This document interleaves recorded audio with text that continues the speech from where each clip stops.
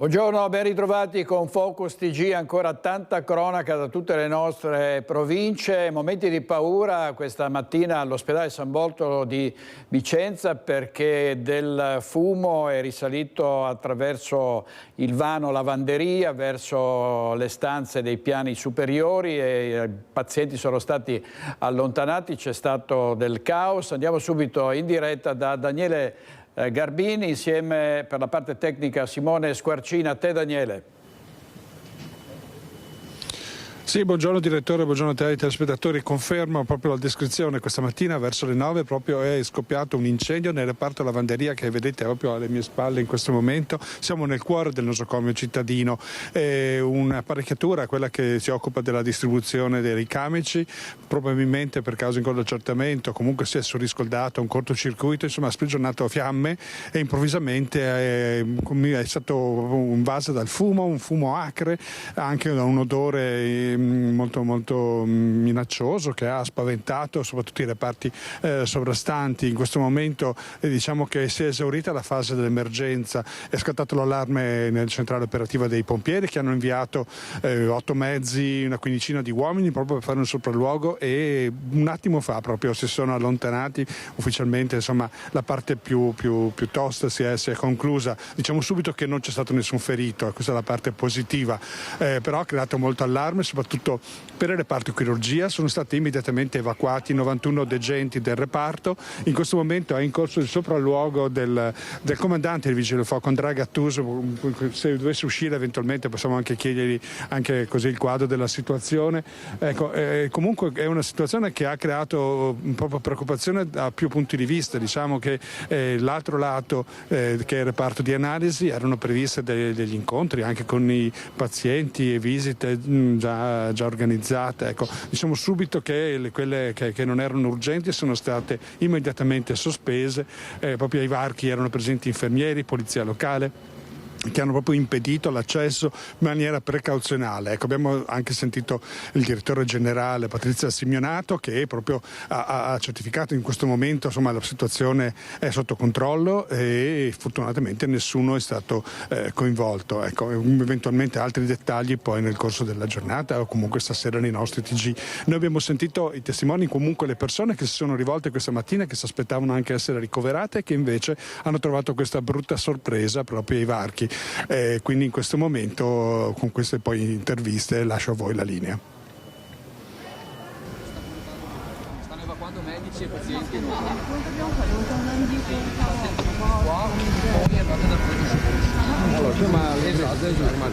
Posso chiedervi dove stavate andando? Cosa vi hanno detto?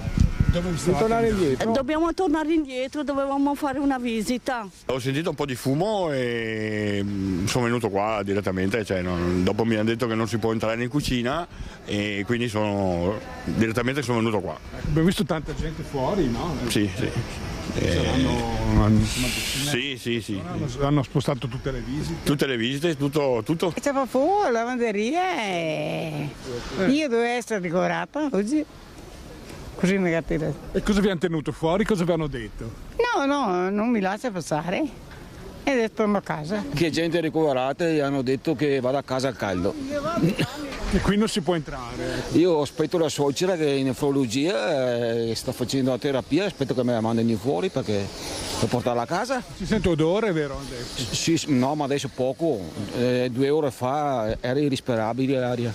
Sì. Lei era qua 2 ore fa? Sì, sono qua alle 8:30. Odore bruciato, di gomma bruciata, come quando bruciano i copertoni. Se riesce a mettersi in contatto con qualcuno che la viene a prendere, non so cosa dirle. Se c'è un sanitario che la viene a prendere la faccia entrare, altrimenti no. Sì, uscire si può. Non so signora, non lo so. Lei non ha la possibilità? No, devo stare qua. No, dico io ho appuntamento in area di ostetricia, quindi Tutti gli appuntamenti sono sospesi, in via informale, non abbiamo indicazioni, dobbiamo solo tenere fuori le persone dall'ospedale. Non le so dire niente. No, dico per avvisare, ma Probabilmente verranno poi adottate dei criteri per far farvi recuperare le cose che dovete fare. Sì, aveva una visita prenotata, ma non ci faranno entrare. A che ora l'avete? Alle 11. Cosa vi hanno detto? Niente, non sanno dire niente, fanno stare tutti fuori. Ho un appuntamento di una visita, ma è bloccato tutto, non si fanno, che si chiameranno a casa più avanti. Non ho idea proprio, sono arrivata qua anch'io così la sorpresa, torno a casa. Grazie a Daniele Garbini, a Simone Squarcina. Vediamo un titolo dalla tribuna di Treviso, un barista trovato morto a 23 anni, lutto a Vittorio Veneto, un doloroso addio a Giuliano Baccichet, giovane di 23 anni, la cui morte improvvisa ha scosso la comunità vittoriese. Era anima della Tava, doveva gestire una casetta al villaggio di Natale, è stata aperta un'inchiesta. Gli incidenti stradali purtroppo senza fine, ce n'è stato un altro a Latisana lungo la A4, la vittima che è rimasta carbonizzata nell'auto è una trevigiana di 56 anni. L'impatto, lo scoppio e le fiamme. Una morte terribile per la 56enne di Conegliano, vittima del tragico incidente di ieri pomeriggio lungo la A4 nel tratto compreso tra Latisana e Portoguaro in direzione Venezia, all'altezza del ponte sul tagliamento.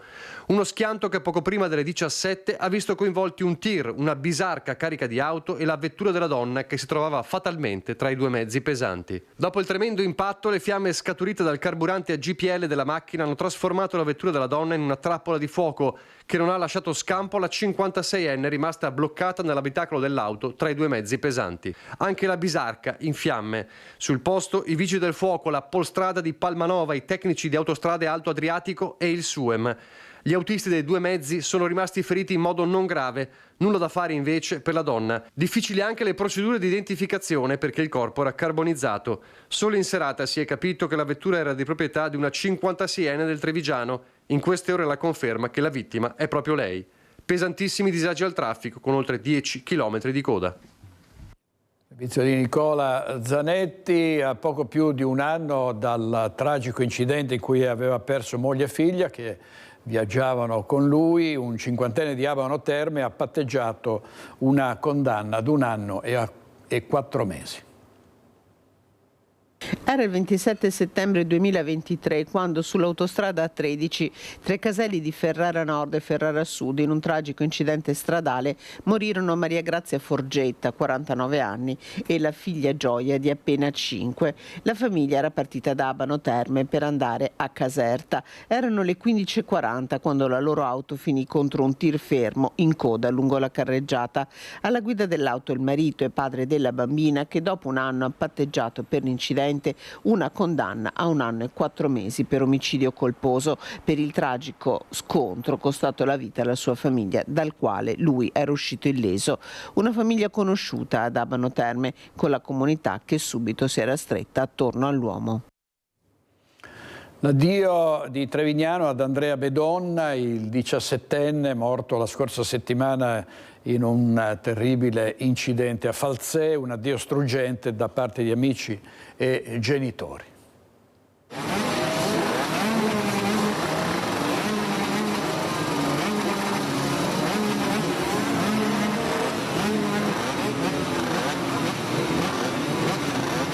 Nemmeno il rombo delle moto serve a colmare, anche solo per un istante, il vuoto che Andrea Bedon, 17 anni, lascia in chi lo ha conosciuto. Sono in centinaia a salutarlo per l'ultima volta fuori e dentro la chiesa di Trevignano, a quasi 1 settimana dall'incidente che gli è costato la vita. Era in sella la sua Honda da cross Andrea quando a Falzè si è scontrato con una Panda condotta da un'anziana del posto, ora sotto indagine, ma Trevignano è solo l'ora del dolore e del ricordo, come quello di Don Nicola, responsabile dell'Istituto Salesiano di San Donà che il 17enne aveva frequentato. Neanche 1 settimana prima circa dell'incidente è passato a salutarci ed era con la sua moto ed era con la sua tuta da motociclista. Me lo sono trovato in corridoio, abbiamo scambiato 2 battute e ho ritrovato l'Andrea che conoscevo, sempre sorridente, cordiale, no? E salutandoci con un abbraccio ci siamo dati l'appuntamento per vederci con più calma. Quando è arrivata la notizia di come era morto ho pensato che Sì, mi piaceva così tanto la moto che è andato anche in paradiso con la moto. Struggente la lettera di un'amica. Questo dolore si trasformerà forse un giorno, ma fino alla fine ti porterò sempre con me. E quando raggiungerò la cima del passo, guarderò il panorama e ti dirò: guarda Andrea, guarda dove ti ho portato. Se vorrai parlare, ti aspetto nei miei sogni a braccia aperte. Ti voglio bene, tua Stea.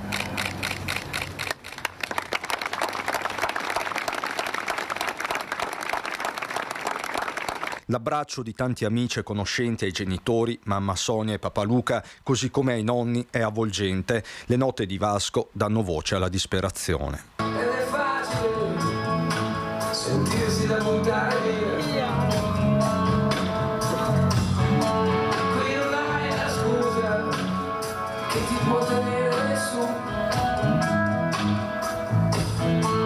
Qui la notte è buia e ci sei soltanto tu.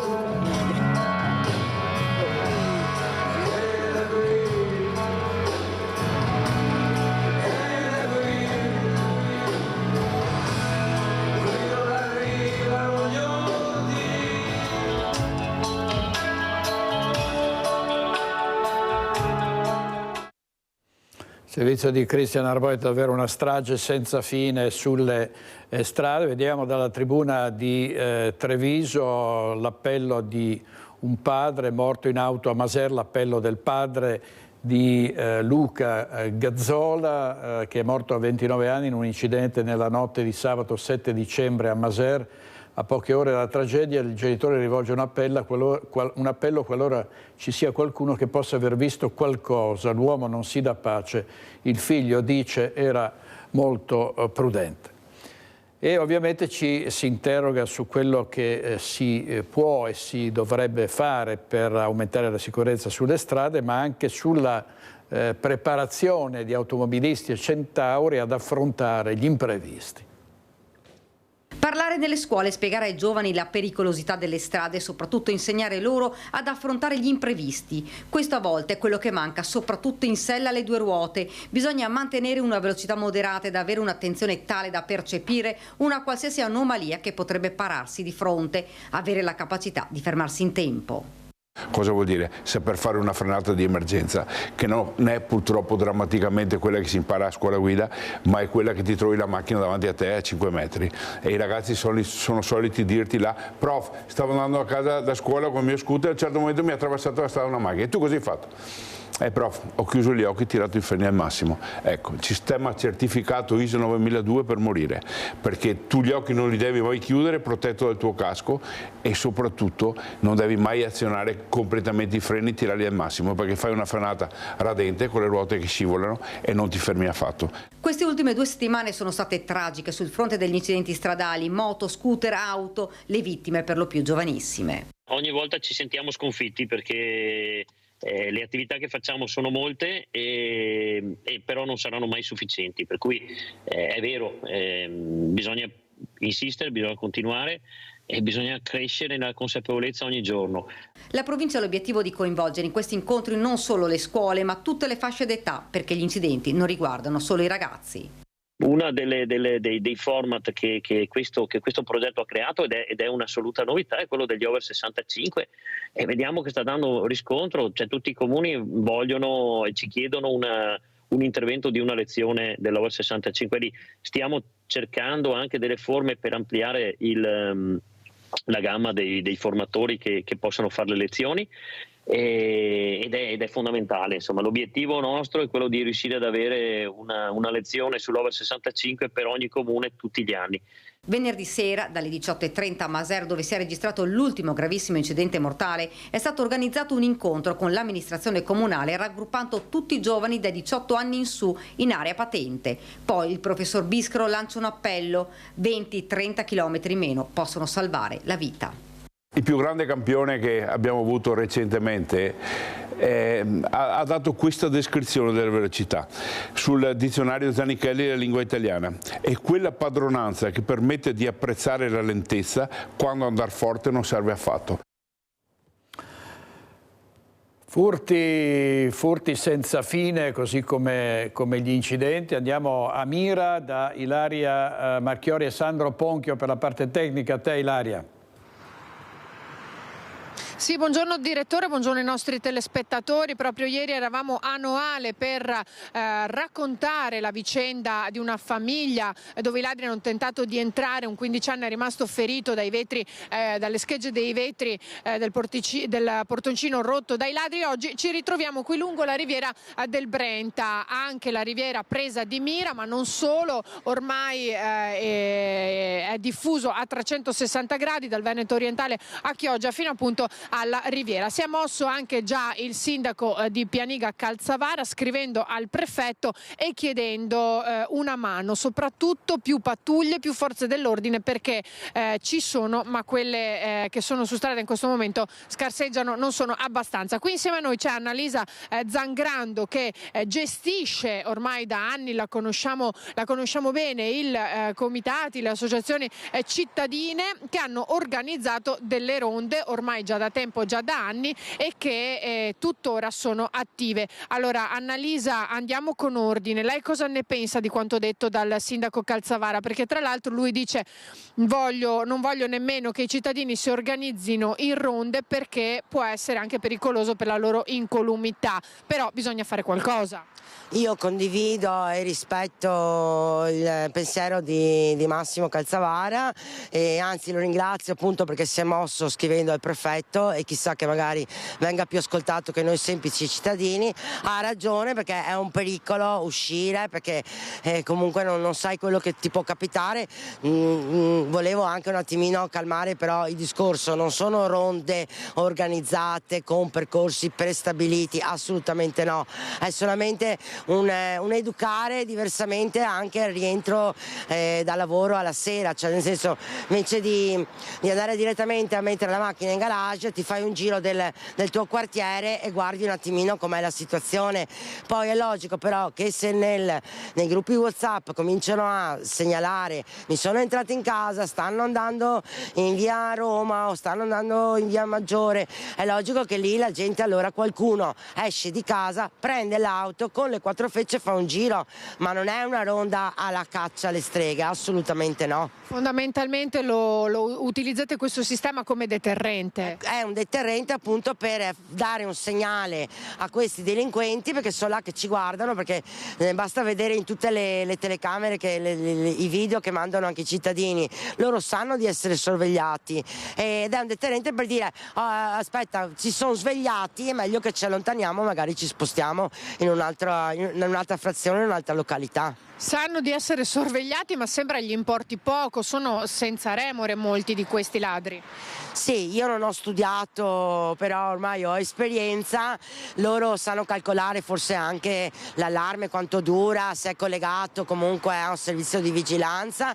Non gli interessa, non è che loro vanno in cerca della cassaforte, non sono specializzati in questo, loro ruffano, tirano su anche la borsa magari firmata, un paio di scarpe, un telefonino, e sanno di essere sanno bene, anzi su certi video anche salutano, rispondono alle persone. Senta Annalisa, proprio per questo motivo voi avete organizzato un incontro importante per domani sera alle 19:15, ci può dare qualche dettaglio?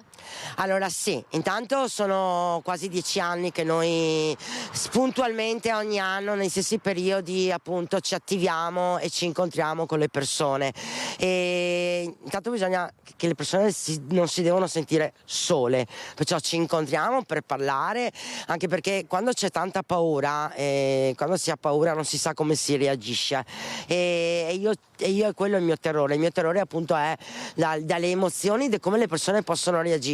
Sappiamo che tanti vanno a caccia, sono famosissimi questi territori per la caccia, condivisibili o meno, perciò ci sono anche delle armi in casa, e purtroppo io so anche la conseguenza di usare le armi per difendersi, anche senza ammazzare, ma anche solo ferendo. So cosa può andare incontro una persona in questo stato con queste leggi. amici. E quindi volete anche insomma parlare tra di voi e cercare di tenere anche le persone diciamo che tendono a scaldarsi di più calme, perché poi i rischi sappiamo quali sono. Sì, cercare di calmare e di dare magari delle soluzioni, appunto queste ronde oppure giri del territorio, chiamateli come volete, o di giorno essere un po' più attenti se si vede una macchina sospetta, persone sospette, chiamare sempre le forze dell'ordine, sempre. Perciò noi domani alle 7:15 siamo a Caltana, speriamo di avere l'attenzione anche della politica territoriale, è ben invitata, che ci dia consigli, comunque che senta, la gente deve sentirsi che non è sola. E su questo appello ringrazio Annalisa Zangrando e restituisco la linea allo studio. Grazie molto Ilaria Marchiori e Sandro Ponchio. Torniamo a Noale. Ilaria Marchiori ricordava cosa è accaduto sabato notte, un quindicenne è rimasto ferito durante l'irruzione dei ladri nell'appartamento della famiglia. Sentiamo. Tutti hanno paura, sì, nelle zone qua hanno tutti paura perché sono stati, qua a Cappelletta sono stati varie volte entrati anche con gente a casa, sono tutti terrorizzati. Se a Cappelletta di Noale molti residenti non si sentono tranquilli da tempo, dopo quanto accaduto sabato sera poco dopo le 23 a una famiglia residente in via Santa Margherita, la paura è cresciuta.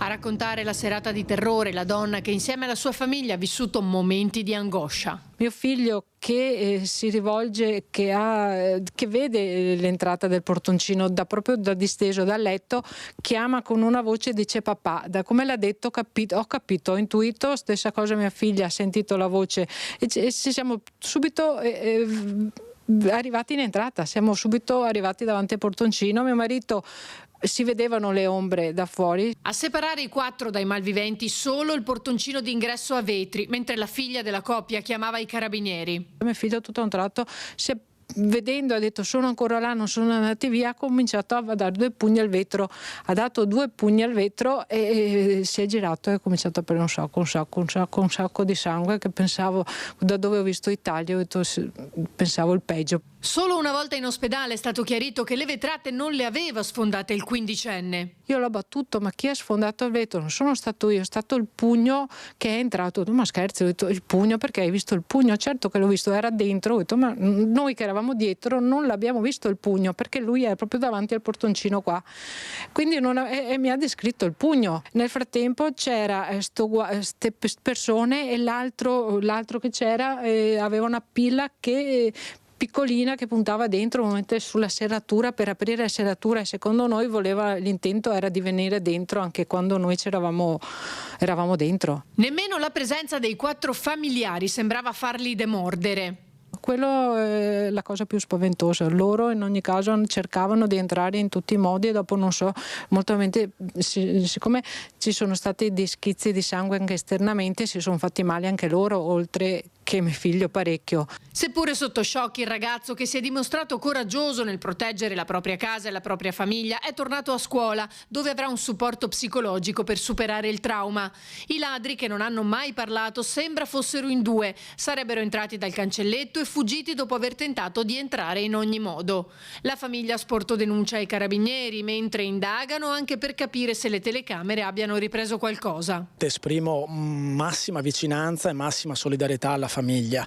Noi come amministrazione dobbiamo cercare di prevenire, di migliorare tutte quelle condizioni che prevengano questo tipo di eventi criminosi.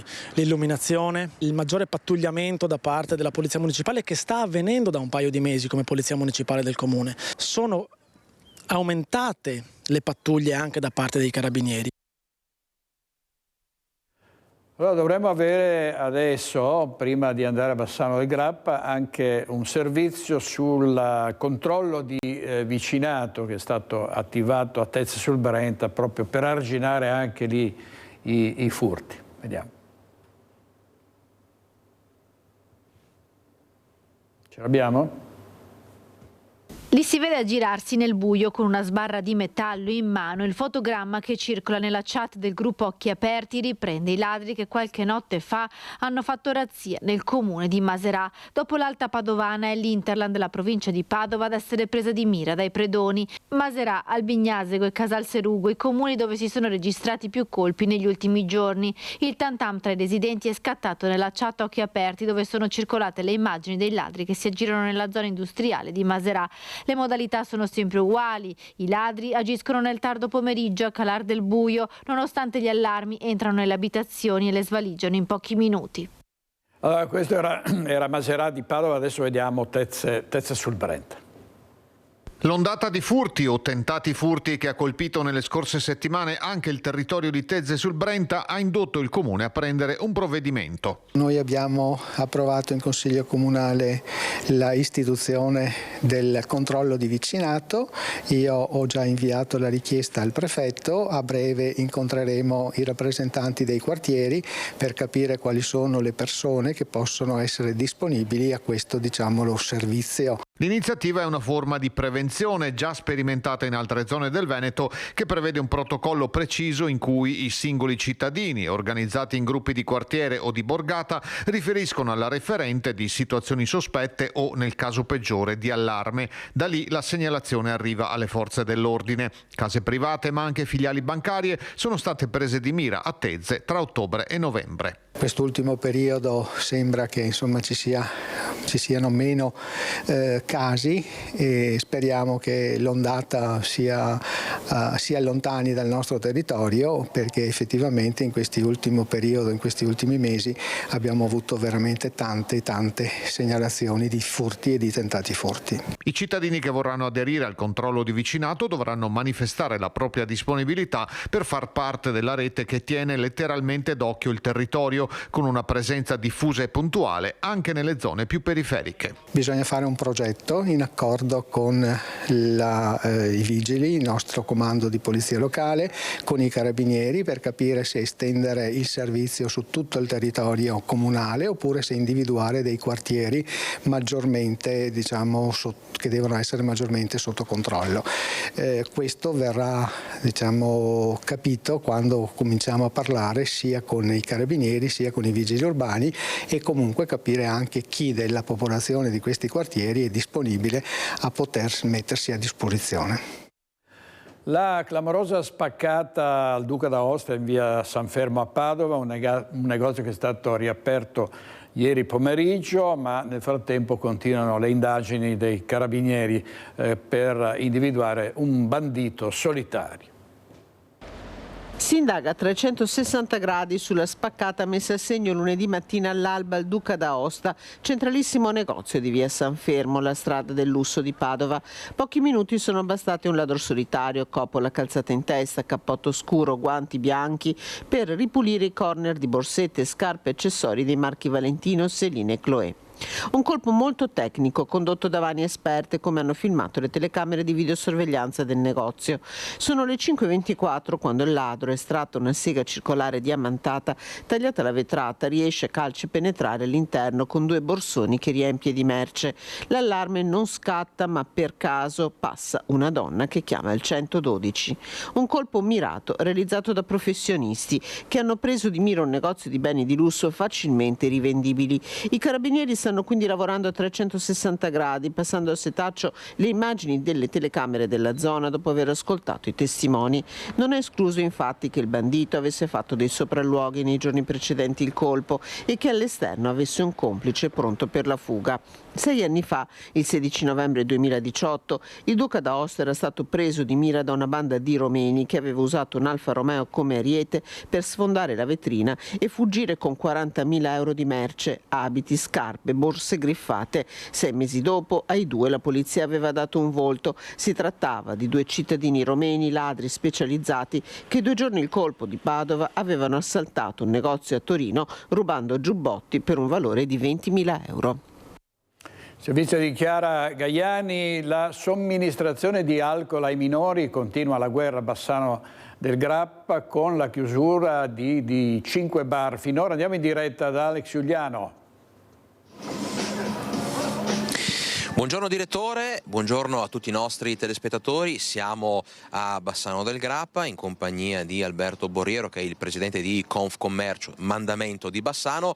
Hai detto bene, negli ultimi giorni, insomma nelle ultime settimane, sono stati chiusi 5 bar a Bassano perché i gestori somministravano alcolici ai minorenni. Un problema che noi abbiamo raccontato anche partecipando proprio alle operazioni della polizia locale, un problema, Alberto Borriero, che si presenta anche qui alle casette di Natale, in piazza, dove chiaramente gli esercenti, dove coloro che insomma somministrano bevande devono stare molto attenti perché qualche caso si è verificato. Vero, intanto sono tutti casi che accadono, è una norma del TULPS, quindi non è locale ma è TULPS, vuol dire Testo Unico Leggi di Pubblica Sicurezza, e riguarda tutto il territorio italiano.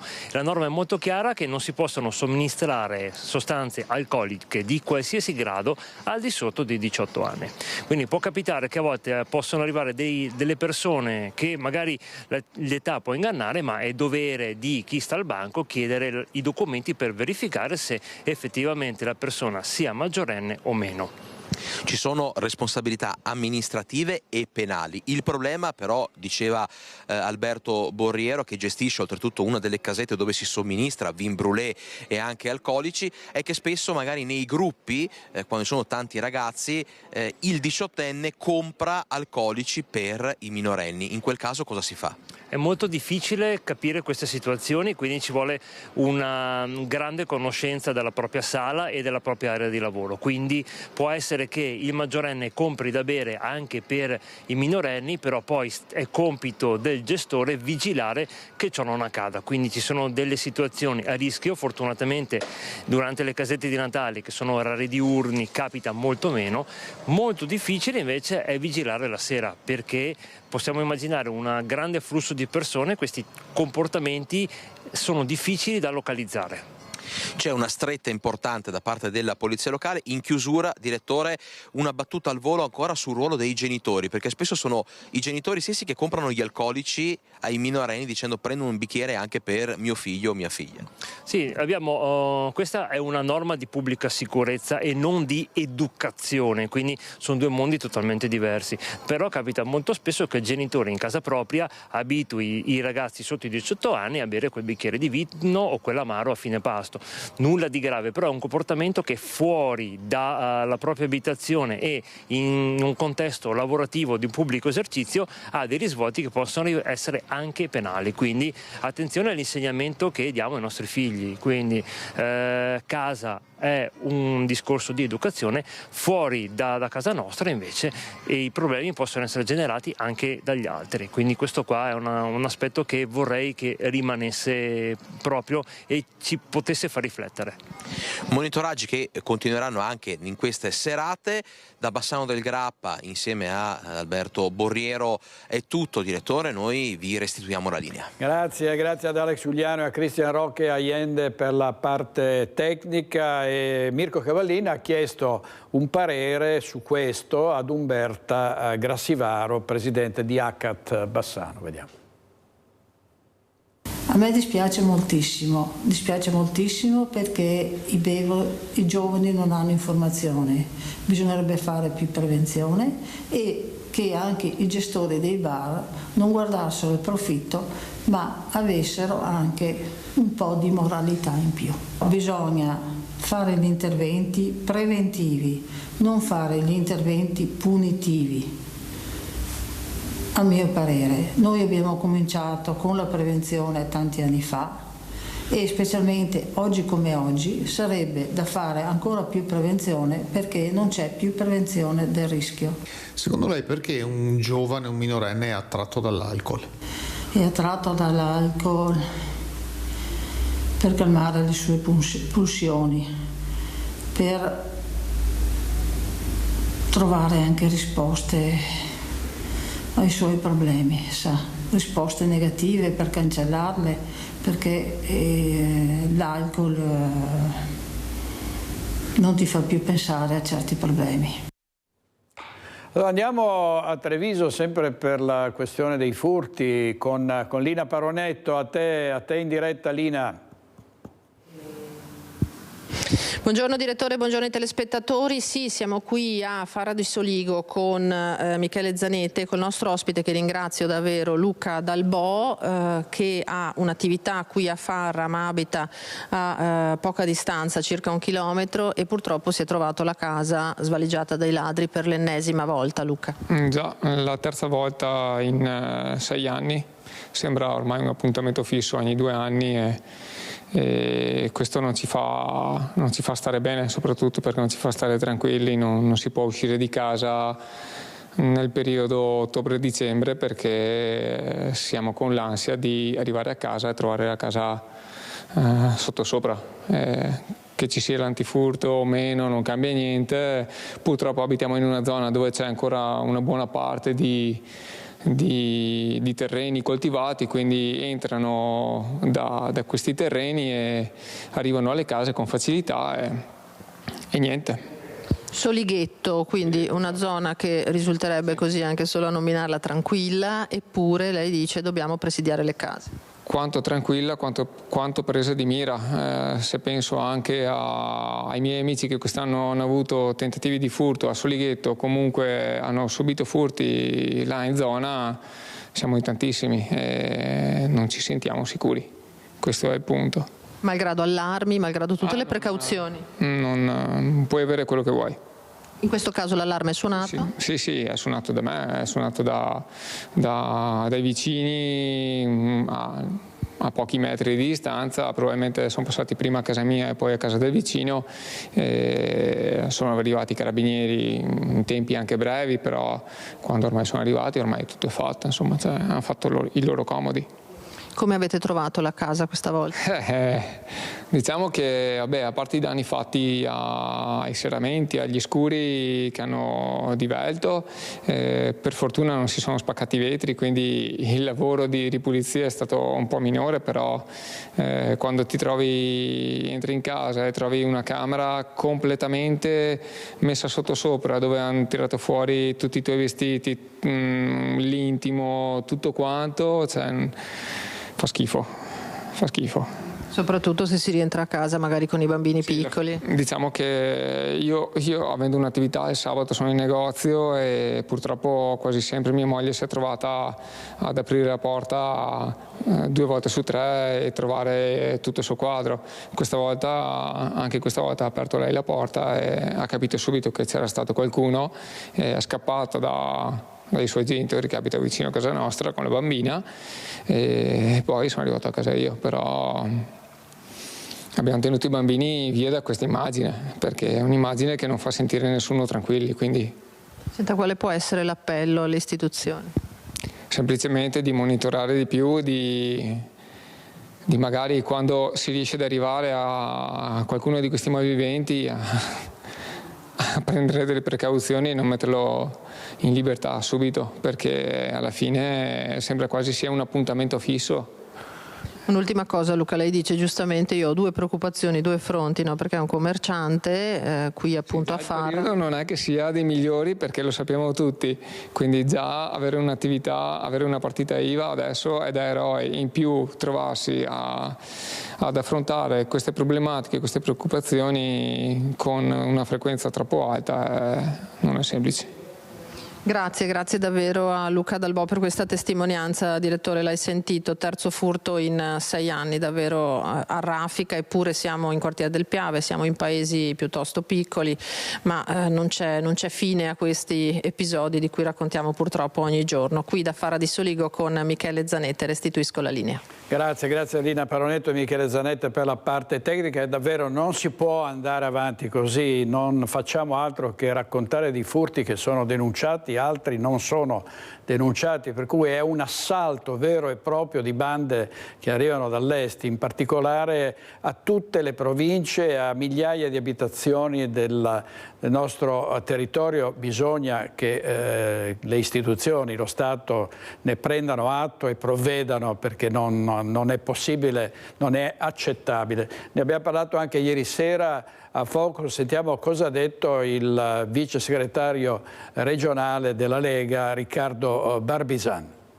Cioè è un bollettino di guerra. Ma direttore, poco prima della trasmissione dicevo che ormai questa paura un po' pervade tutti, anche noi stessi, nel senso che quando si è fuori una sera e si lascia una famiglia a casa si resta sempre con il pensiero di cosa può succedere. È ovvio che non dobbiamo piegarci al fatto che le cose debbano funzionare così. Viviamo, sembra, almeno staremo poi a vedere i dati, no, nelle statistiche i prossimi mesi, in una recrudescenza di questo fenomeno criminoso, e le amministrazioni, come sentivo prima nel servizio, le amministrazioni comunali certo sono in prima linea per fare ciò che possono dal punto di vista dell'impiego della polizia locale, che però diciamo ha gli strumenti che ha, oppure dell'illuminazione pubblica, certo, però diciamo è in capo allo Stato la sicurezza, e io non smetterò mai di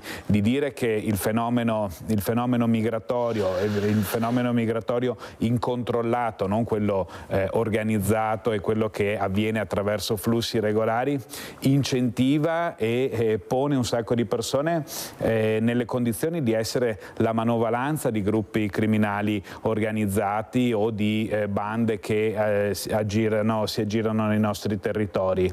Quindi l'impegno anche di questo governo è di maggiore sicurezza sul territorio. È ovvio che però poi ci troviamo in una situazione per cui ancora purtroppo troppe persone stanno nel nostro paese in maniera illegale, e vediamo che quando il governo prova ad avere degli strumenti per cercare di arginare questo fenomeno migratorio, e intendo sempre quello illegale, mai quello diciamo regolare, ci sono anche degli apparati dello Stato che cercano di mettere un freno a questa azione del governo. E questo era Riccardo Barbisan ieri sera a Focus. In regia oggi Renato Capoglia e Tommaso Migotta. Andiamo in diretta a Treviso, in Piazza dei Signori, mi pare, o forse siamo all'Appiani,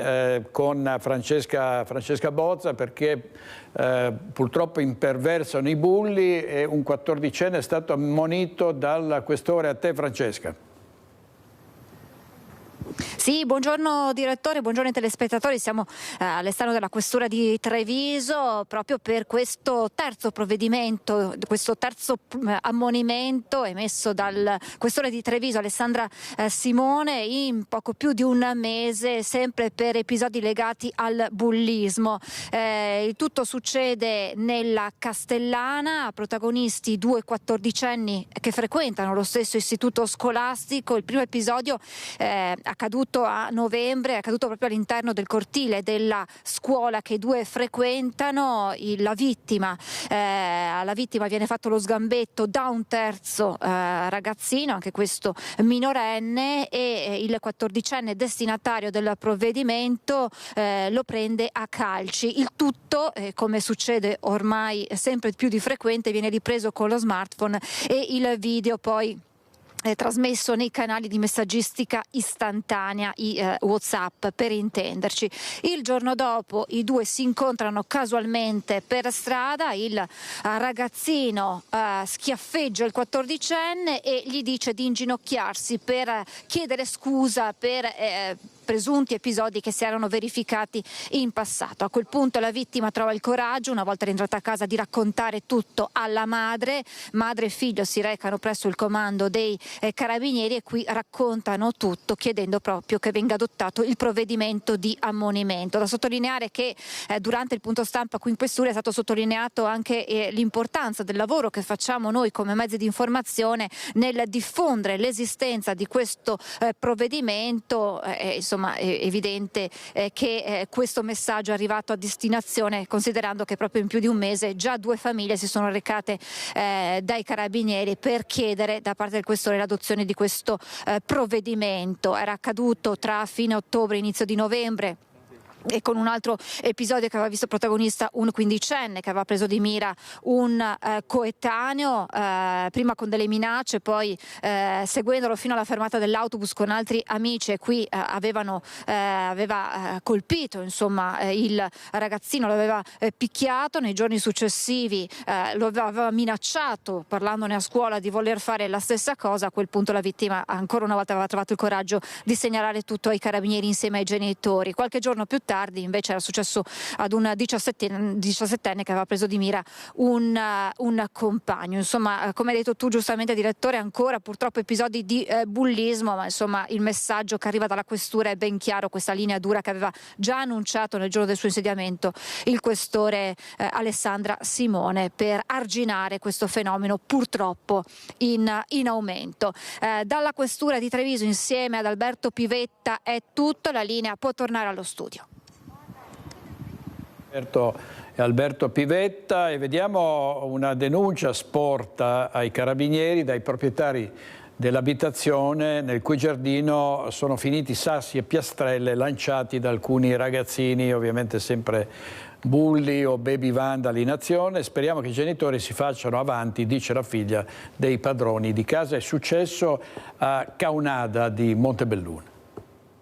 Questo mi è arrivato dentro casa da 3 ragazzini maleducati. Sara tiene in mano una piastrella lanciata sabato sera nel giardino della villetta Caunada, dove vive con i genitori. I responsabili, 3 ragazzini, ripresi in questi video dalle telecamere installate intorno all'abitazione. Da quanto ricostruito, i giovani sarebbero stati ospiti con i genitori di un locale vicino, e mentre gli adulti sarebbero stati seduti al tavolo, loro si sarebbero divertiti a lanciare qualsiasi cosa trovata a terra. Loro erano in questa rampa e hanno lanciato sassi, piastrelle appunto, e volevano colpire quella rampa da là. Tutti i sassi che io ho trovato e le piastrelle, tutti attorno a questa rampa da qua. Sabato sera i padroni di casa erano all'interno dell'abitazione, ma solo la mattina successiva si sono accorti dell'accaduto e hanno deciso di renderlo pubblico. È giusto che sia così, che i genitori controllino i loro figli, che non vadano a fare bravate in giro quando possono anche fare del male a persone. Voi comunque avete denunciato tutti i carabinieri? Certamente l'abbiamo fatto. I carabinieri ora cercheranno di risalire ai responsabili, ma l'auspicio di Sara e di mamma Monica è che nel frattempo i genitori si facciano avanti. Speriamo che appunto dicano ai loro figli che non facciano più queste bravate, e soprattutto vorrei anche che si venissero a scusare e mettere la faccia, perché insomma penso che a casa loro non possono fare queste cose. E in pochi giorni 19 provvedimenti nel Padovano contro altrettanti uomini accusati di maltrattamenti e di violenze. Aggredita in casa dal compagno che voleva costringerla a subire un rapporto sessuale, una donna di 32 anni è riuscita a scappare e mettersi in salvo grazie all'aiuto di un passante che l'ha portata in ospedale. I fatti sono avvenuti a Padova. Nell'ultima settimana il questore Marco Dorisio ha emesso 19 misure di prevenzione di tipo personale, dando esecuzione a 8 ammonimenti per violenza domestica e atti persecutori. Il compagno della 32enne aggredita è stato denunciato e sottoposto ad un provvedimento di ammonimento. Sotto l'effetto dell'alcol ha strattonato la donna tirandola per i capelli, torcendole i polsi. Lei è riuscita a liberarsi e a chiedere aiuto ad un passante. Un altro provvedimento di ammonimento per violenza domestica ha riguardato un 26enne che davanti al figlio minorenne ha colpito più volte a schiaffi la compagna. Un 28enne invece ha preso a pugni e stretto le mani alla gola della compagna. Un 36enne invece è stato ammonito per varie aggressioni anche psichiche alla moglie, procurandole ferite su tutto il corpo. Stessa misura è stata disposta per un 34enne che ubriaco in più occasioni ha aggredito la moglie costringendola ad abusi sessuali. Un 22enne di Monselice invece, già allontanato dalla casa familiare, ha ricevuto il divieto di dimora e di avvicinamento alla madre, alla nonna e alla sorella. Un provvedimento di ammonimento per stalking invece è stato riservato ad un 44enne per comportamenti persecutori e continue minacce e aggressioni verbali verso l'ex compagna, portandolo ad una profonda prostrazione psichica. Servizio di Valentina Visentin, ed è stata sgominata la banda di truffatori che aveva preso di mira e derubato tantissimi anziani, una banda di trasfertisti che arrivavano dal napoletano. Fatti fermare da una pattuglia e sono stati controllati. All'interno del tubo di Pringles c'erano i soldi che avevano appena ritirato da un anziano. 14 avvisi di chiusura indagini emessi dalla Procura della Repubblica di Treviso sono stati notificati ad altrettanti soggetti di origini campane di età compresa tra i 21 e i 57 anni dediti alle truffe agli anziani. Il gruppo criminale è finito nella rete dei carabinieri del nucleo investigativo. 21 gli episodi documentati tra settembre 2022 e aprile 2023, di cui 8 solo tentati, per un bottino tra contanti e gioielli di 125.000 euro. Da Treviso a Castelfranco, da Montebelluna a Mogliano, gli anziani cadevano nella cosiddetta truffa della cauzione. Fanno una telefonata a questi anziani fingendosi dei militari dell'Arma dei Carabinieri o dei poliziotti comunque appartenenti alle forze di polizia e chiedono una cauzione che dovrebbe favorire il rilascio di un proprio parente che è coinvolto in un incidente stradale. Pochi minuti alla porta si presenta un finto avvocato che si fa consegnare soldi o preziosi. Per non farsi identificare, la banda si serviva di auto noleggiate a Napoli con contratti intestati a terzi, utenze telefoniche fittizie, ma non solo. Trovavano alloggio in luoghi, soprattutto in strutture bed and breakfast parliamo, dove a volte non erano registrati anche con la compiacenza dei titolari, e in più utilizzavano degli espedienti per nascondere appunto il denaro ed evitare di essere controllati e scoperti dalle forze di polizia. Da galoppino, da riscossore di truffatori che usavano sempre la tecnica della cauzione, faceva anche un 56enne, anch'esso napoletano, denunciato nelle scorse ore dai carabinieri di Vittorio Veneto. Tra luglio e ottobre di quest'anno almeno 4 gli episodi nell'Alta Marca, per un totale di 46.800 euro consegnati dalle vittime del raggiro. L'analisi di fotografie, immagini di videosorveglianza, movimenti in taxi e treno hanno permesso di risalire al pregiudicato partenopeo, a cui il GIP di Treviso ha imposto l'obbligo di dimora a Napoli.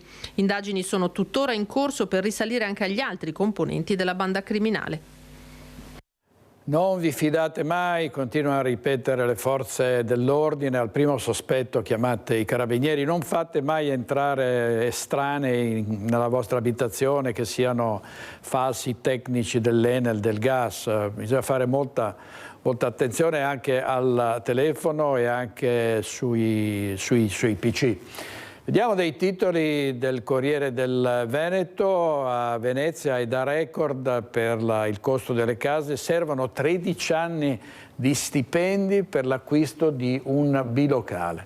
Ponte di Calatrava, via il vetro dagli scalini, sostituirlo costerà 4.200 euro a gradino. La donna trovata morta nella doccia a Verona, l'autopsia rivela sul corpo nessun segno di colluttazione, quindi si alleggerisce la posizione del marito. Storia e memoria, violenze e intimidazioni, così gli squadristi cacciarono i sindaci dai consigli comunali.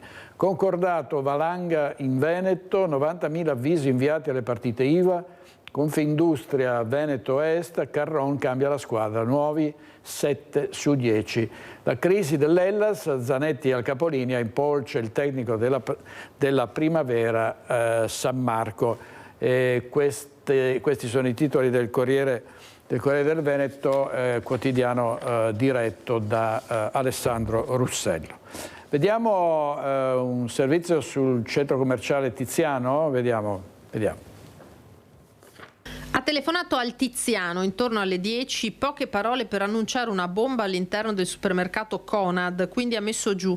Immediatamente è scattata l'evacuazione al centro commerciale di Olmi di San Biagio di Callalta, affollato di persone che facevano la spesa o compere per il Natale. Carrelli lasciati tra i reparti del supermercato, clienti e commessi dei negozi della galleria fatti uscire in fretta e furia dall'edificio, dove sono subito intervenuti i carabinieri della vicina stazione e della compagnia di Treviso per effettuare una preventiva bonifica dell'intero complesso, al termine della quale però non è risultato alcun involucro sospetto. La registrazione della chiamata, effettuata con voce maschile da un anonimo, è stata subito acquisita dai militari dell'Arma. Il comandante della stazione di San Biagio ha riconosciuto la voce dell'autore della telefonata. Una pattuglia si è subito recata a casa sua e l'uomo, un 57enne del paese già noto alle forze dell'ordine, ha ammesso le sue responsabilità, spiegando di aver voluto con quel gesto protestare contro una presunta ingiustizia da parte dell'INPS, ma l'unica cosa che ora otterrà sarà una denuncia per procurato allarme.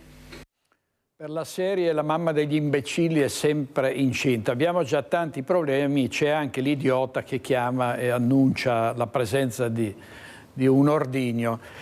Sono iniziate a Marghera le demolizioni in piazza Mercato nell'ambito dei progetti di riqualificazione della zona per combattere il degrado. Al via la demolizione delle 6 palazzine comunali in piazza Mercato a Marghera, costruite nel 1949 e abbandonate da tempo. Oggetto di occupazioni abusive, una volta abbattute, ora faranno spazio a un progetto di riqualificazione urbana. È una storia che se ne va per poi lasciare spazio ad una piazza che dovrebbe favorire la socialità, l'incontro, la presenza di tutti i cittadini di Marghera e anche rispondere a tutta una serie di problemi che avevamo proprio a seguito della presenza di queste abitazioni. Anche questa volta ce l'abbiamo fatta. Il progetto prevede la realizzazione di un'area attrezzata a piazza e verde pubblico che favorisca l'aggregazione e l'inclusione sociale. Qui inizierà il cantiere per realizzare la nuova piazza e l'ampliamento della biblioteca di Marghera, una grande sala convegni al piano terra, un grande ampliamento al piano primo e una riqualificazione complessiva del cuore di Marghera, da spazi abbandonati e degradati a spazi di comunità, a spazi vivi. Davvero un grande intervento che ridisegnerà complessivamente il centro di Marghera. La nuova piazza sarà interdetta al traffico e metterà in connessione l'edificio Biblioteca Mercato col giardino pubblico di Piazzale Concordia. La piazza amplierà anche lo spazio a disposizione del mercato scoperto settimanale che si svolge il martedì e sabato mattina. Servizio Ilaria Marchiori, avete visto l'assessora ai lavori pubblici Francesca Zaccariotto e poi il vice sindaco Simone Venturini.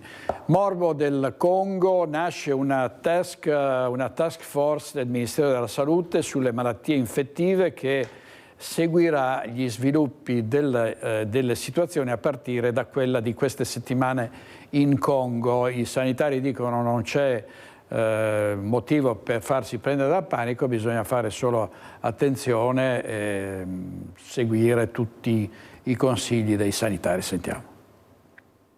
Febbre alta, mal di gola, tosse, difficoltà respiratoria, ad aggravare il quadro, una forte anemia. Sono questi sintomi della malattia misteriosa che ha colpito una zona rurale del Congo, mietendo diverse vittime, molte delle quali giovani tra i 14 e i 18 anni. Ancora non si sa nulla di questo nuovo morbo. Si brancola un po' nel buio rispetto a quello che potrebbe essere un virus, un batterio, ci sono casi in famiglia, quindi di contatto stretto, sembrano più colpiti i giovani, tutto questo fa pensare anche a una malattia, un'infezione, magari una nuova variante di un virus che però ha circolato nel passato e quindi gli adulti risultano un po', più protetti. Ora bisognerà attendere notizie dall'Organizzazione Mondiale della Sanità che si è già mossa. Non bisogna fare allarmismi ma attivarsi a livello internazionale, spiega il virologo. I dati attualmente a conoscenza sono la punta dell'iceberg di più casi che non sono stati segnalati perché meno gravi. Un team di esperti dell'OMS sta consegnando alle autorità locali medicinali essenziali, kit diagnostici per la raccolta dei campioni con lo scopo di compiere analisi e determinare rapidamente la causa della malattia. Ora davvero le ipotesi sono diverse, può essere influenza, può essere il Covid stesso, può essere il morbillo, può essere la malaria, perché c'è anche qui una segnalazione di casi di anemia, oppure varianti di una febbre virale, un'arbovirosi, la febbre di Lassa che in quei contesti c'è. Inquieta un po' perché la zona è anche vicina all'Angola, un territorio dove ci sono in corso guerre, contestazioni e quindi dovesse andare in quegli ambiti ulteriormente avremmo difficoltà a contenerla. Ora il rischio dell'Italia è basso, spiega, ma la situazione va monitorata costantemente e il livello di attenzione deve essere alto in porti e aeroporti. Viaggi di piacere in quelle zone o in Congo, per il momento sarebbe meglio evitarli. Servizio di Daniela Sizzia, adesso con Renato Capoia e Tommaso Migotta andiamo in pubblicità e poi torneremo in diretta a Padova da Chiara Gaiani perché anche lì furti a raffica. Tra poco state con noi.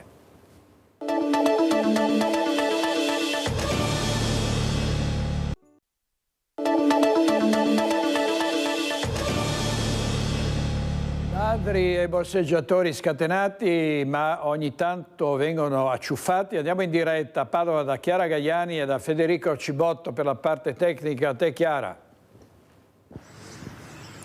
Direttore, buongiorno ai telespettatori. Sì, è proprio come dicevi tu, Padova è ancora sotto shock dopo il furto da decine di migliaia di euro avvenuto in pieno centro nel negozio del lusso ieri mattina da parte di un ladro solitario che è entrato proprio all'interno del negozio fuggendo con 2 borsoni carichi di borse griffate, scarpe, accessori, tutti appunto griffati, però appunto a Padova anche qualcuno viene per fortuna fermato dalle forze dell'ordine presenti sul territorio, ma anche dall'intuizione e dalla prontezza di riflessi di alcuni cittadini, e in particolar modo uno dei luoghi più pericolosi in questo momento di grande afflusso in città di persone in vista del Natale per fare acquisti è sicuramente il tram. Nella tratta tra la Guizza e l'unica tratta presente, la Guizza e Ponte Vigo d'Arza, erano 3 i borseggiatori in azione, hanno derubato una giovane ventenne padovana, però che è stata molto veloce a capire chi potessero essere i borseggiatori e a chiamare la polizia, che ha fermato il tram in centro sulle Riviere ed è riuscita a fermarli di fatto grazie all'intervento della polizia. Non solo queste 3 persone sono state assicurate alla giustizia, ma allora vi raccontiamo tutto nel servizio che ha realizzato la collega Valentina Visentin. Da Padova è tutto, poi grazie a Federico Cibotto per la collaborazione tecnica e ti restituiamo la linea dopo il servizio. Esperti borseggiatori agivano soprattutto nella tratta del tram dalla Guizza a Ponte Vigo d'Arza, avvicinando i passeggeri e nascondendo le braccia sotto la giacca per sottrarre portafogli e borsette, ma è stata proprio una giovane appena derubata ad accorgersi del trio di ladri e a farli arrestare dalla polizia. È accaduto a Padova nel fine settimana dell'Immacolata. Una coppia di romeni e un 40enne tunisino sono stati bloccati alla fermata del tram Tito Livio grazie alla segnalazione di una ventenne a cui avevano appena sottratto la borsa. La ragazza si è accorta del loro atteggiamento sospetto e ha avvertito la polizia, che ha intercettato i 2 uomini e la donna alla fermata lungo la Riviera. I 3 avevano alcuni cosmetici e un caricabatterie rubati proprio alla giovane. Identificati e portati in questura, si è scoperto che il 40enne romeno aveva precedenti per furto, rapina, ricettazione e porto abusivo d'armi. In tasca aveva anche un coltello serramanico. La donna, sua connazionale, era incensurata ma nascondeva dell'hashish. Il 40enne tunisino invece aveva precedenti per spaccio e immigrazione clandestina. È stato trasferito al centro per rimpatrio di Potenza. Durante i controlli del territorio per prevenire l'ondata di furti, la polizia domenica sera ha arrestato anche un 34enne tunisino che stava rubando su un'auto in sosta in via Goldoni in zona Stanga. Lo straniero è stato bloccato poco lontano, in tasca aveva pinze e tronchese. I poliziotti, sempre in zona tra via Tommaseo, via Goldoni e via Berlinguer, hanno trovato 4 auto razziate con i finestrini rotti. Per il tunisino è stato disposto il divieto di dimora. E si era temuto a Udine il sequestro di un bambino, ma le cose sono andate così come le racconta la Tribuna di Treviso. In questo caso nonna va a prendere il nipotino alle elementari ma porta via il bambino sbagliato. Panico in una scuola di Udine, è stata ingannata dal cappuccio e dalla sciarpa che indossava il piccolo, non si era accorta dell'errore. È stato un allenatore sportivo ad accorgersi che il bambino che gli era stato portato non era quello che aspettava. L'allarme lanciato da un papà in ansia è rientrato dopo una quarantina di minuti. Diciamo una nonna un po' distratta. Vabbè che i ragazzini ormai sembrano tutti uguali, che hanno il cappuccio, le cuffie, però insomma. Andiamo restiamo sul versante della scuola con le messe scolastiche, le operatrici del settore. A Martellago il braccio di ferro continua, sebbene con alcuni spiragli. Vediamo. Slitta la prossima settimana l'incontro previsto invece per quella corrente e riguardante i contratti delle lavoratrici della ristorazione dei 6 plessi scolastici del comune di Martellago, operatrici che da più di un mese stanno lavorando con la decurtazione dell'orario contrattuale e lavorativo deciso unilateralmente dal datore di lavoro, la Serenissima Ristorazione, così il sindacato. Quello che dispiace a me è che questa settimana che si sono presi in più per valutare la situazione, per noi invece è un ulteriore danno, in quanto già stiamo prendendo un salario minore, già facciamo meno ore di quello che ci aspetta di contratto e questa settimana in più quindi va ad aggravare la nostra situazione. A seguire l'avvertenza il sindacato con Wiltux, Will e Filmcams CGL. Noi siamo fermi nel dire a gran voce che non ci deve essere nessuna decurtazione lavorativa, di orario e neanche contrattuale, e quindi il mantenimento del modesto salario che queste lavoratrici percepiscono, considerando che lavorano solo 15-20 ore settimanali. Ora, come 10 giorni fa, lavoratrici e sindacati promettono nuove giornate di agitazione e scioperi dopo quello del 25 novembre scorso. E di conseguenza anche la pulizia, l'igiene che noi riserviamo ai vostri bambini, perché la decurtazione d'orario non è solo una cosa personale, ma è una cosa che va ad incidere anche a quella che è la pulizia nelle scuole dei vostri figli. E continuano le proteste dei cittadini per la chiusura degli uffici postali nel comune di Venezia. Un attraversamento lento della Castellana lungo le strisce pedonali vicine al parcheggio scambiatore è la nuova forma di protesta che i residenti di Trivignano metteranno in atto giovedì mattina per manifestare contro la chiusura definitiva dell'ufficio postale. L'annuncio è della consigliera comunale Demma Emanuela Zanatta, tra coloro che si trovano in prima fila in questa battaglia che vede impegnato in un fronte bipartisan anche il comune di Venezia. No chiusura! No chiusura! A Marghera, dove un'altra chiusura è annunciata in via Longhena, i residenti hanno protestato contro la chiusura degli uffici postali anche di via Pasini, mentre a Venezia città chiuderà la filiale di Santa Elena. In un incontro con Poste Italiane, la SLC CGL del Veneto ha criticato i disagi che queste scelte comportano per le categorie più fragili, ma ha criticato anche i dati degli accessi ai singoli uffici necessari per farsi riconoscere le chiusure dall'Agcom. Il dato di riferimento è preso fra il 2018 e il 2022, quindi con un biennio proprio in cui c'è stata la pandemia, in cui c'è stato il Covid, in cui ci sono state le chiusure imposte proprio per gli effetti delle norme a sostegno della salute e sicurezza pubblica. Cambiamenti climatici, maltempo, mareggiate, si calcola che siano 10.000 metri cubi di sabbia, quelli spazzati via dall'ultima mareggiata che si è abbattuta su Jesolo. L'erosione ha colpito circa 2 chilometri di arenile in zona Pineta. Eccoli gli effetti dell'ultima mareggiata con forti raffiche di bora che ha colpito Jesolo. Qui parlare di ondata di maltempo è da intendersi in senso letterale e le ferite che ha inferto domenica per circa 2 chilometri lungo la spiaggia nella zona di Piazza Torino sono evidenti, in un'area peraltro frequentemente esposta all'erosione della sabbia. Una stima è ancora difficile farla, diciamo che approssimativamente saranno circa 10.000 metri cubi che è stata asportata. Questa è la zona più critica ovviamente di Jesolo, come ripeto, che appunto è sempre interessata dalle mareggiate. La buona notizia è che invece altrove i meccanismi di difesa hanno svolto il loro dovere. Nelle altre zone di Jesolo le dune hanno tenuto molto bene, sia nella zona centrale che anche nella zona ovest, dove c'è la zona del faro. Servizio di Filippo Fois. Adesso vediamo da Belluno delle immagini straordinarie dei volontari del soccorso alpino e speleologico che hanno eseguito una dimostrazione delle manovre di recupero in parete calandosi dal campanile del Duomo. Uno spettacolo mozzafiato come non se n'erano mai visti prima, e pensare che per i volontari del soccorso alpino e speleologico il calarsi da pareti vertiginose in condizioni sovente, critiche e severissime per soccorrere persone in difficoltà è ordinaria amministrazione.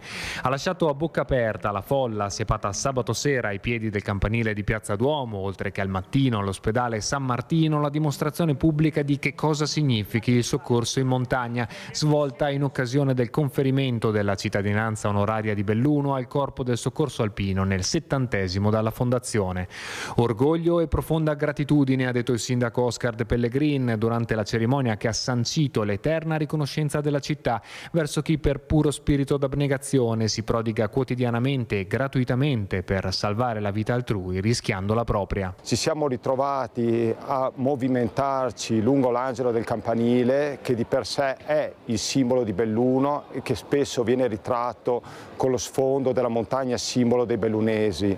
In questo modo abbiamo voluto ritrovare quel connubio tra l'angelo del campanile e la schiara. Connubio che rappresenta l'alpinismo bellunese. Una trentina i soccorritori presenti. La prima calata dall'angelo sommitale al ballatoio della cella campanaria, proseguendo con ulteriori calate di tecnici, personale cinofilo al completo, di un soccorritore con un'infortunata e della barella, terminando con l'allestimento di una teleferica per riportare tutti a terra sani e salvi tra lo stupore generale di chi ha assistito alle operazioni. 240.000 le persone soccorse dal 1954, numeri straordinari ed eppure non ancora esemplificativi dell'intangibile senso di protezione che gli eroi silenziosi della montagna, ora cittadini onorari, infondono in chi la frequenta. Un momento sicuramente importante e significativo per il soccorso alpino nazionale e bellunese nello specifico. Servizio di Stefano Bozzi della nostra redazione bellunese. Non sono stati necessari particolari soccorritori per il ritrovamento di 2 caprette che erano scomparse a San Martino di Lupari. Sono la gioia di una famiglia di Sant'Andrea Oltremuson, queste 2 caprette. Da par loro sabato non hanno trovato di meglio da fare che scappare, giusto per cambiare aria e provare letteralmente l'erba del vicino. Ha avuto fortuna l'appello social lanciato dai proprietari che nel giro di un giorno hanno potuto riabbracciare le fuggitive. Per loro fortuna le 2 caprette, infreddolite e affamate, avevano trovato un riparo sicuro presso la famiglia del consigliere provinciale con delega alla viabilità Stefano Baraldo, che vive a San Martino di Lupari e sempre via social ha lanciato un SOS di ricerca dei proprietari. In un battibaleno il tam tam dei giorni nostri ha funzionato e le caprette sono felicemente tornate a casa. Ed è in mostra a New York, così anche come simbolo di un gemellaggio tra Venezia e la Grande Mela, una scultura dell'artista veneziano Giorgio Bortoli, e cioè la Torre di Luce. 2 città entrambe fondate sull'acqua, quelle di Venezia e New York, un legame celebrato anche attraverso la scultura Torre di Luce, opera di 12 metri in vetro di Murano e acciaio dello scultore veneziano Giorgio Bortoli, che da oltre 1 anno e mezzo si trova e svetta al Garibaldi Meucci Museum di New York, dopo l'inaugurazione del maggio 2023. Bortoli in questi giorni è sbarcato per la prima volta a New York, dove rimarrà fino al 12 dicembre, portando anche il simbolo dell'associazione di Piazza San Marco. Un volo che rappresenta per l'artista un sogno che si avvera e un cerchio che si chiude positivamente. Porto da Piazza San Marco un simbolo, il leone, dall'associazione Piazza San Marco, e quindi tutto si completa e si va avanti col progetto Venezia-New York. Tanti gli incontri in programma in questi giorni di missione intercontinentale per l'opera Torre di Luce, punto di riferimento della comunità italo-americana a New York. Si sta creando una forte squadra, una grande sinergia, e veramente soddisfatto. La scultura ve la ricordate perché l'abbiamo anche fatta vedere dalla Piazza San Marco con la Statua della Libertà, il campanile dentro in vetro, scultura di 12 metri, è un'opera grandiosa. Ringrazio tutti, sono veramente soddisfatto. Allora vediamo adesso 2 giovani documentaristi veneti che da 3 mesi stanno attraversando l'Africa nell'ambito del progetto Africa Plastic Road per documentare la crisi ambientale del continente. Vediamo come sta proseguendo questo lungo viaggio.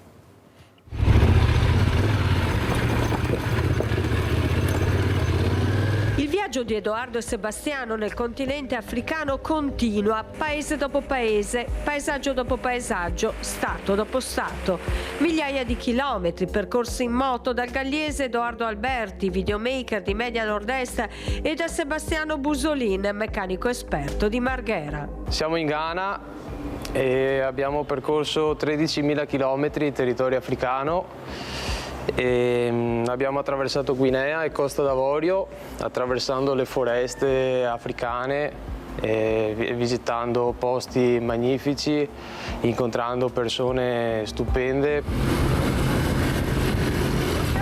I due giovani documentaristi stanno attraversando l'Africa nell'ambito del progetto Africa Plastic Road per raccontare attraverso un reportage l'impatto della crisi ambientale nel continente, dove l'abbandono dei rifiuti in plastica è una vera e propria piaga. La Guinea è comunque migliore rispetto agli stati a nord, anche se la situazione non è delle migliori. Cambia invece il discorso per quanto riguarda la Costa d'Avorio, dove hanno, a mio parere, un buon livello. Abbiamo trovato certo plastica sul lato della strada e sicuramente non è ai livelli europei come sempre, ma il livello è molto buono. In Ghana invece siamo un po' tornati indietro, un po' negli stati a nord la situazione non è delle migliori. Abbiamo avuto possibilità, grazie a un amico italiano conosciuto tramite i social, di poter visitare la discarica di Ago Blosci qui ad Accra. La situazione dentro la discarica di Ago Blosci è tosta da vivere. Non peraltro Accra fino a qualche settimana fa era la città più inquinata del mondo. Il progetto continua attraverso il viaggio dei nostri documentaristi on the road e noi continueremo a raccontarvelo. Nei prossimi giorni andremo ad attraversare gli stati più pericolosi del viaggio, come la Nigeria, il Camerun e il Congo. Viaggiando via terra è abbastanza pericoloso, ma piano piano, con calma e il sorriso, si riuscirà a fare tutto. Davvero complimenti, ci vuole coraggio, ci vuole coraggio e ci vuole anche un fisico, anche un fisico bestiale. Il servizio era di Monica Sminderle, andiamo in pubblicità ancora qualche minuto e poi torniamo di nuovo in diretta con voi.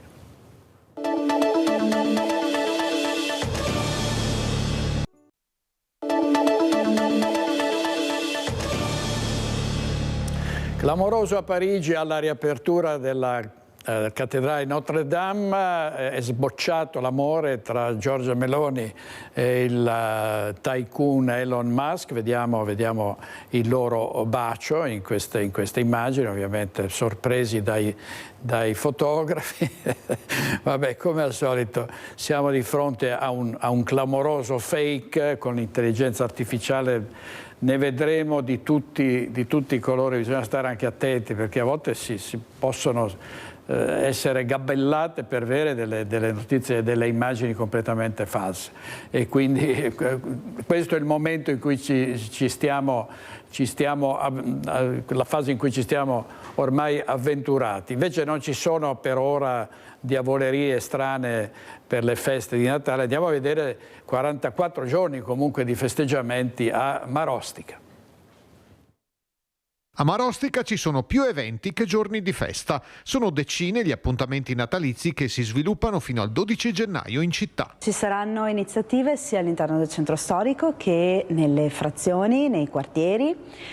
Questo proprio perché Natale è diffuso in tutta la nostra città che diventa proprio magica. Sotto il doglione l'albero dei pensieri raccoglierà messaggi di auguri per uno sconosciuto. Potranno essere staccati dal 26 dicembre. Io ci tengo a ringraziare tutti i volontari delle varie associazioni, Pro Marostica, Compagnia delle Mura, Carretera, perché veramente il lavoro di squadra rende possibile tutto ciò. Ringrazio sempre la vicinanza delle solite categorie, a partire da Confcommercio, che naturalmente dà un grande aiuto e sostegno anche all'amministrazione nel cercare di trovare le varie soluzioni. A fare da perno al calendario è la gettonatissima pista da ghiaccio, che ospiterà anche la gara di curling con pentole di minestrone.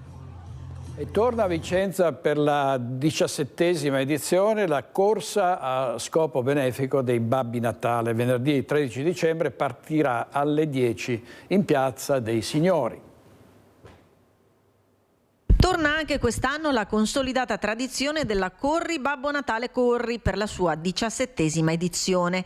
L'allegra corsa natalizia di 3 chilometri partirà e si concluderà in Piazza dei Signori venerdì 13 dicembre con ritrovo alle 10. Iniziativa benefica aperta a tutti, volta a sostenere le due realtà Onlus che si occupano di bambini in difficoltà, il Villaggio SOS di Vicenza e l'Associazione Bambini Cardiopatici nel Mondo. Sinora sono stati raccolti 81.163 euro direttamente destinati, coinvolgendo negli anni oltre 34.000 partecipanti. Un'occasione per fare festa insieme, godendosi il centro storico e portando colore e allegria. Ci aspettiamo uno degli eventi più partecipati del Natale vicentino. Siamo già oltre 1500 iscrizioni quest'anno e mediamente è un evento che porta in piazza quasi 2000 persone. Le ragazze e i ragazzi sono il cuore di questa iniziativa, ma che speriamo sia un'iniziativa intergenerazionale perché chiunque della città possa partecipare. L'importante è avere un cappellino di Natale che si può acquistare anche in loco o un vestito anche e dopo lasciarsi trasportare. Un evento che porta il colore nella nostra città, un evento che porta il Natale in tutte le strade e le piazze del centro. La quota di partecipazione di 3 euro sarà interamente devoluta in beneficenza. Per i partecipanti ci sarà anche un ristoro a fine gara con panettone e cioccolata. Un albero regalo per i nuovi nati nel 2024. Il Comune di Villa del Conte ha invitato tutti i neonati e le loro famiglie per presentare il nuovo giardino. Dopo aver consegnato la borsa di studio agli studenti più meritevoli, l'amministrazione comunale di Villa del Conte ha incontrato i nuovi nati del 2024 e i loro genitori per la prima edizione del progetto La Vita che dona vita. Ad ogni famiglia è stata consegnata una lettera di benvenuto accompagnata da un piccolo libro, oltre ad aver donato a tutti una pianta ad alto fusto che potranno mettere a dimora e far crescere insieme al loro figlio. Alcuni genitori, ha spiegato la sindaca Antonella Argenti, hanno scelto di lasciare la pianta alla comunità e così gli alberi rimasti diventeranno il giardino dei bambini in un'area verde lungo il fiume Tergola. A ciascuna pianta verrà collocata una targa con i nomi dei bambini nati nel 2024. Un grande compositore come Ennio Morricone, leggendarie le sue colonne sonore, i film che ha musicato e il regalo della provincia di Treviso ai trevigiani. Vediamo.